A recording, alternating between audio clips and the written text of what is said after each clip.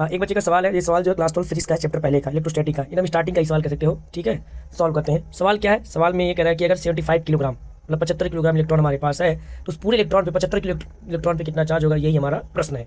चलो सॉल्व करते हैं। तो मान लिया ये 75 किलोग्राम का इलेक्ट्रॉन है। ठीक है, तो पहले ये पता करेंगे कि 75 इलेक्ट्रॉन में क्या इलेक्ट्रॉन होगा।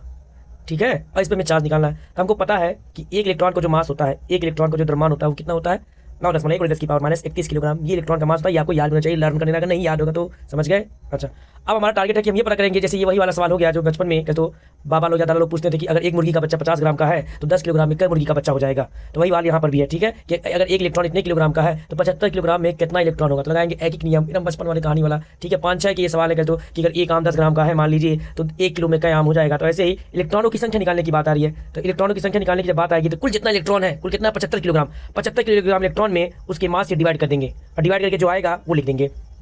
तो फाइनली जो डिवाइड करके आएगा वो इतना आएगा, ये हो जाएगा नंबर ऑफ इलेक्ट्रॉन्स। इसको कहेंगे n। ये है कुल इलेक्ट्रॉनों की संख्या।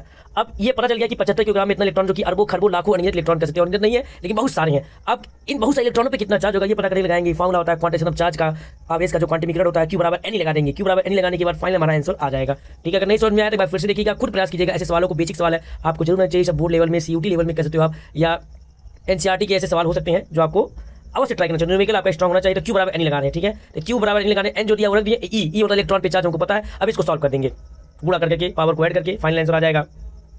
तो ये हो जाएगा हमारा फाइनल आंसर। ठीक है, Q बराबर इतना कूलम चार्ज, मतलब 75 किलोग्राम इलेक्ट्रॉन पे इतना कूलम चार्ज होगा टोटल। अगर नहीं समझ में आया तो फिर से, अच्छा इसका अगर PDF चाहिए, इसका फोटो चाहिए तो अपना मतलब प्रखर क्लासेस का टेलीग्राम चैनल है, उसको फॉलो करना। उसमें मैं इसका फोटो या मतलब PDF भेज दूंगा। और चैनल को आप शेयर और सब्सक्राइब भी कर सकते हैं अगर आपको चीज़ें अच्छी लग रही हैं तो।